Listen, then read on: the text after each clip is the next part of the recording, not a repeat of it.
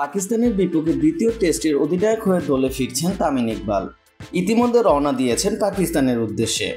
হুটহাট করে টেস্ট দলে তামিমের ডাক পাওয়া নিয়ে বিপাকে পড়েছেন নাজমুল হাসান শান্ত। চলুন জেনে নিই বিস্তারিত খবর।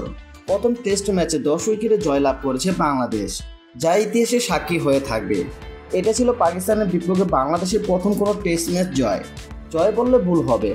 আসলে দাপটে জয়লাভ করেছে বাংলাদেশ, কিন্তু দলের ক্যাপ্টেন পুরোপুরি অফ ফর্মে আছে। তাই তো দ্বিতীয় টেস্ট ম্যাচে নাজমুল হাসান শান্তকে বাদ দেওয়ার সিদ্ধান্ত নিয়েছে বিসিবি। তার জায়গায় সুযোগ মিলছে তামিম ইকবালের। শান্তকে বাদ দেওয়ার প্রসঙ্গে বিসিবি সভাপতি ফারুক আহমেদ বলেন, ব্যাটিং লাইনটা শক্তিশালী করার জন্য এই সিদ্ধান্ত নেওয়া হয়েছে।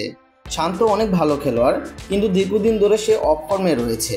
তার ব্যাট থেকে রান আসে না, দ্রুত আউট হয়ে দলকে চাপের মুখে ফেলে দেয়। তাই তাকে দল থেকে বাদ দেওয়া হয়েছে। আর তার বদলি হিসেবে দলে জায়গা পাচ্ছে তামিম ইকবাল। আমি আশাবাদী তামিম অনেক ভালো করবে।